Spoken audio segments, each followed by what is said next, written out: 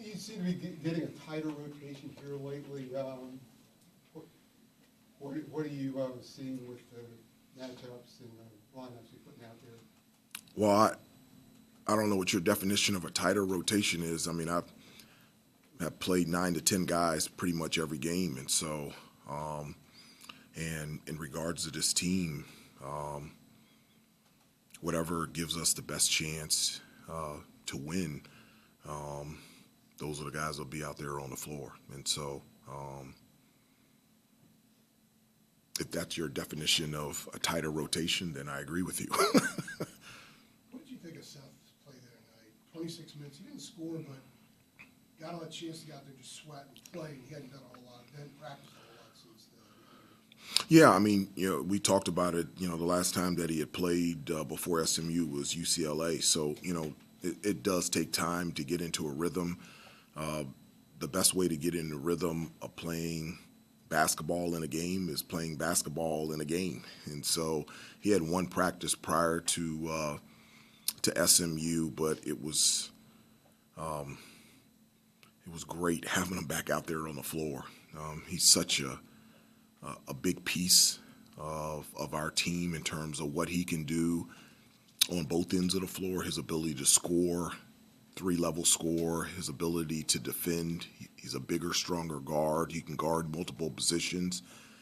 And, he's a junior. He's an experienced player that has gone through and been through a number of different situations. And those are the type of players that you want out there on the floor. So I'm glad he's back. I know that you're not big on talking about starting lineups or anything like that, but do you have to have a conversation with a guy when he's out for a while, he was starting, he comes back, and kind of figure out if he's going to come off the bench or start? Do you have to have that conversation? Have you had that with Seth? You can have that conversation. Again, I've said that for me as a coach and me as a player, being in the starting lineup didn't mean very much to me at all, but that was me. I know for some people it is.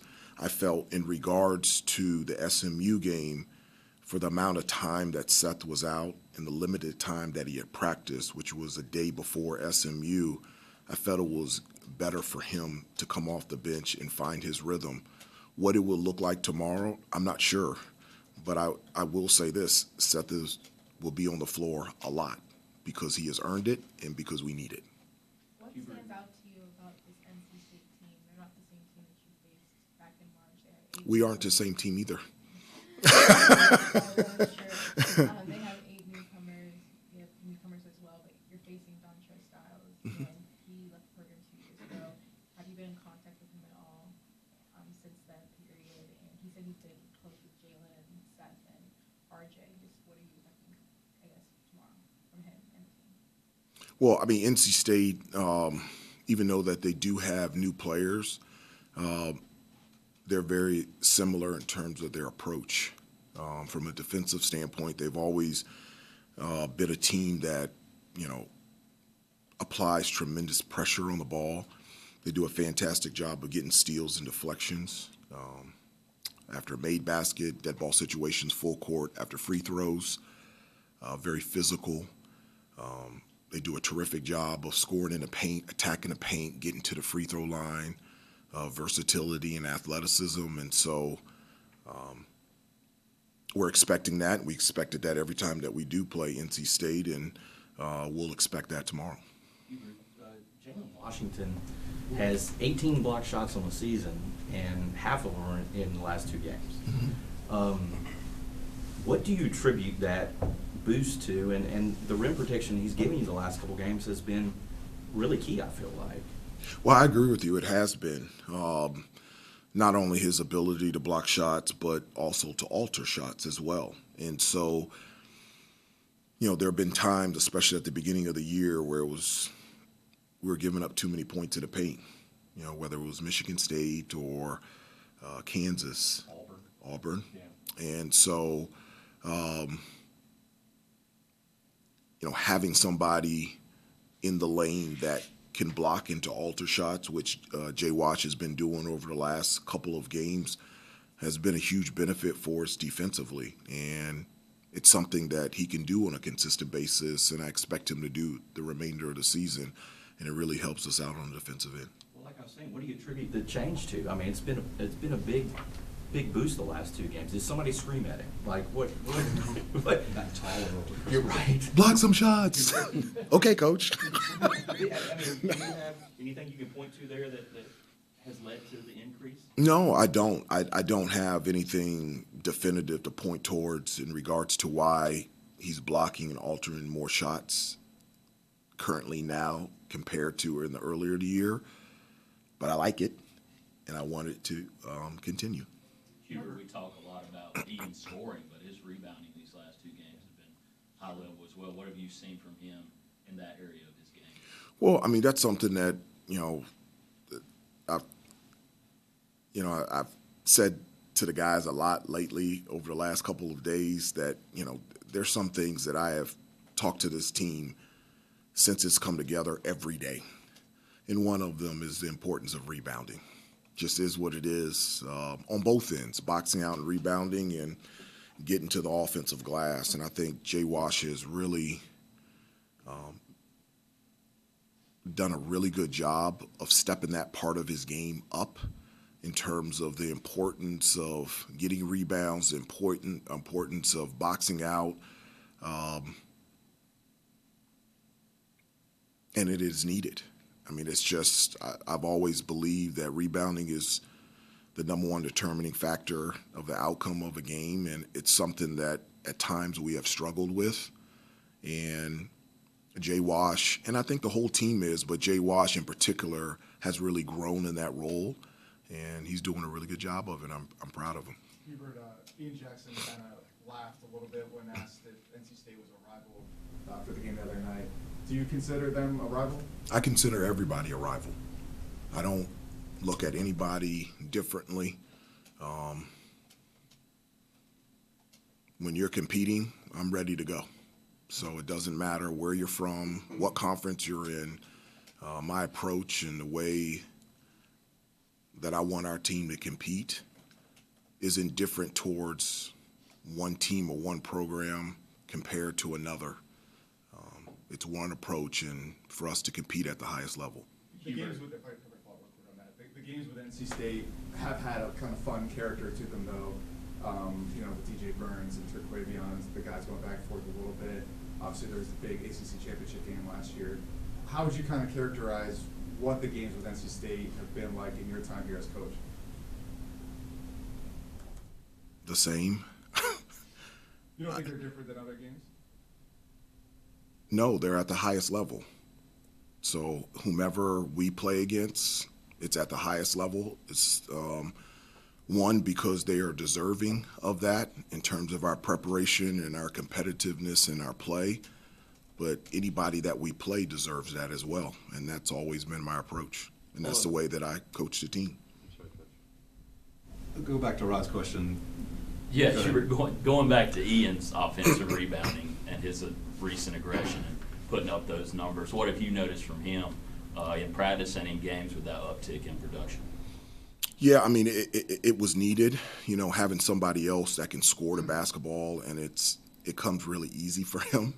I mean, just his ability, his quickness, his size, his athleticism, shooting the ball from 3, mid-range, getting to the basket. I also think he's doing a really good job of attacking the basket and getting fouled and getting to the free throw line. And so that helps out RJ out there on the floor, having another score. And so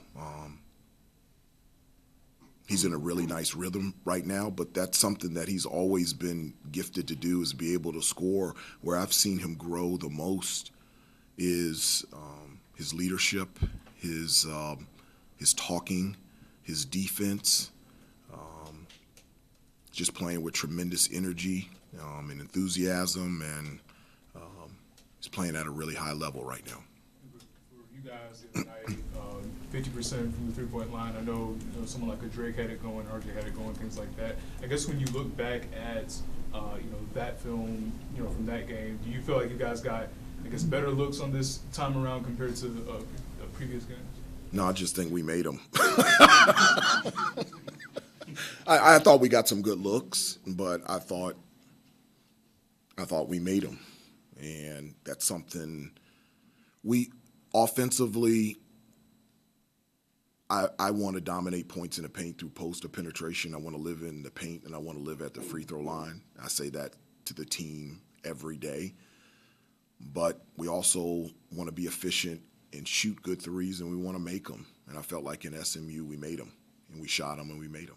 I guess when it comes to, when it comes to that, when it comes to the three-point shooting, occasionally, teams will, kind of go zone and things like that. I guess how, the other night, how did you see that, the efficiency from three kind of open things up for you guys, That helped. Yeah. That really helped, with SMU coming out in a zone. It was, it was a 2-3, 1-3-1 matchup zone. It kind of morphed into a man, and I really think our ability to make threes, especially with Drake, pulled them out of that and made them go man. And so that's going to be huge for us. Whether it's a man or a zone, our ability to be able to shoot the ball from the outside gives us spacing. Everyone talks about spacing. You can put a guy in both corners and spread them out. Defenders are still going to be in the lane if you can't shoot. And so our ability to be able to shoot the basketball consistently will open those lanes more for us so that we can attack the basket through post and penetration, and that's exactly what we want. Hubert, against SMU, Elliott picked up those 2 fouls in the first few minutes. Have you talked to him about maybe just kind of reeling it in? It is. I mean, he's just obviously he's a huge piece for us as a team, and recently and at times throughout the year he's gotten early foul trouble, and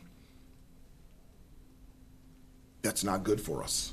We are a better basketball team when Elliott is not in foul trouble and he's out there on the floor. And so we've had a number of conversations about him continuing to be aggressive on the defensive end but not put himself in a position where he's fouling. And that's going to be huge for us against NC State because with their pressure, one of the things that it has allowed us to have some success against them is having multiple ball handlers out there. And so having Elliott and Seth and RJ out there is a huge benefit for us in being able to handle their pressure tomorrow. Yeah, and then just on the note, you talked about just the growth of Ian in terms of his leadership. What does that look like for a guy like him? Because obviously some guys are more lead by example, some are, hey, I'm going to pull everyone, huddle and talk to them. What does that look like for him? I think it's different for every player. One of the things that I encourage them is to be leaders within their own personality. There isn't a blueprint on the way that you need to be a leader, but I want them to be able to lead with their own personality. Ian's personality is out there. He has an unbelievable smile. He's charismatic, and I want him to be able to lead in that way. When I played, those roles were probably for the older guys, for the juniors or seniors. I've encouraged everyone to be a leader because I think things are different. There's with guys going to the NBA, the transfer portal, there's a lot of times where guys are only here 1 year. And so I think it's important in order to be the best team possible, you have to have leaders out there on the floor. And Ian has always been that. And even though he's a freshman, I've encouraged him every day to be that type of leader. And every day I feel like he's growing more comfortable in that role. One of the things we've just talked about just kind of in the player breakouts with Drake is he said, I feel like I kind of want to start to talk more, use my voice more. That'd be great. Okay. That'd be great. Well, he's a little quiet. No, he is quieter, but I was really quiet as a freshman too. And maybe sometimes for me, because they start and play so many minutes,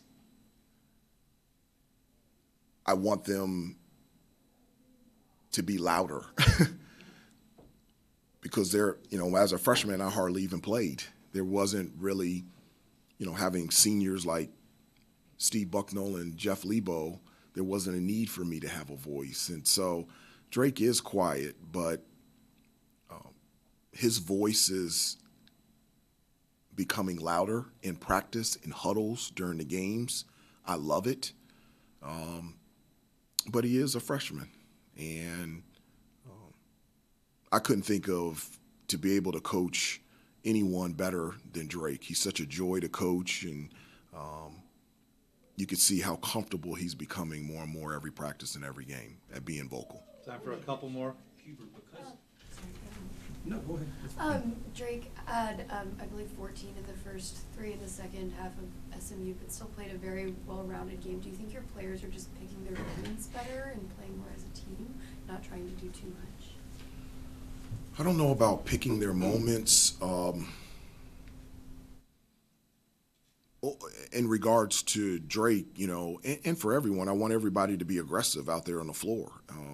I want them to be basketball players. I always say that my job as a coach is to put them in spots and then take a step back and use your gifts and talents that Jesus has given you out there on the floor to be able to play a game that you love. And I like how aggressive Drake has been over the last couple of games in regards to not just shooting threes, but attacking the basket, getting out in transition, going to the offensive glass. And so that's a huge benefit for us. And, you know, in combination with Drake's ability defensively, being able to guard multiple positions because of his length and athleticism, it's been a huge key for us. And you can see the growth in him, the growth in all the freshmen, and just the growth in our team in terms of finding their role and being a star within their own role.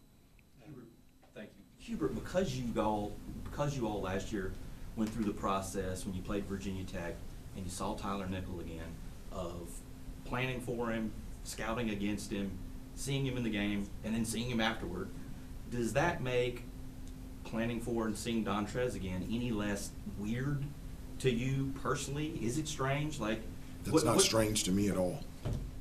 And does having been through it last year, I'm saying, does it, I don't know, smooth the process out for you this time around? There is no process. My outlook and my preparation is for NC State and our preparation on playing a really good team on their home floor tomorrow at 4. Maybe my perspective is because I played 12 years in the NBA and I was traded 3 times, and I've seen former players and former coaches, and I have great relationships with all my coaches and players that I played with. And I don't mean to say the relationship's not great. Yeah. I'm just saying, like, you turn the film on and there he is. You know what I mean? Like, yeah. All right, last one. He had that stretch, 4 straight games, 23 or more points. He was very excited to have that record, the first UNC freshman to do that. Then the other night, he didn't score till a minute and a half left in the first half. He'd only taken 4 shots, but he had 5 rebounds and a steal. Is that a sign of maturity, a guy learning to lose himself in the game with everything more that's coming along with him? Well, I think with Ian, we've had conversations about he's not just a scorer. There's so many other ways out there in the game that he can be impactful. I think he can be an elite defender. I think he can be an elite distributor because he has the ability in a one-on-one situation to create a shot anytime he wants to, not only for himself or for his teammates. The rebounding, especially over the last couple of games, he has stepped it up. And he's done a really nice job on the defensive boards, getting in the lane and helping us rebound the basketball, and he sees the benefit of it, not only for himself, but how it helps out the team. And you're right, that's a sign of growth in Ian, and it's something that he'll continue to do the remainder of the season. Thank you, everybody. Drive home carefully today and tomorrow as well. Be careful.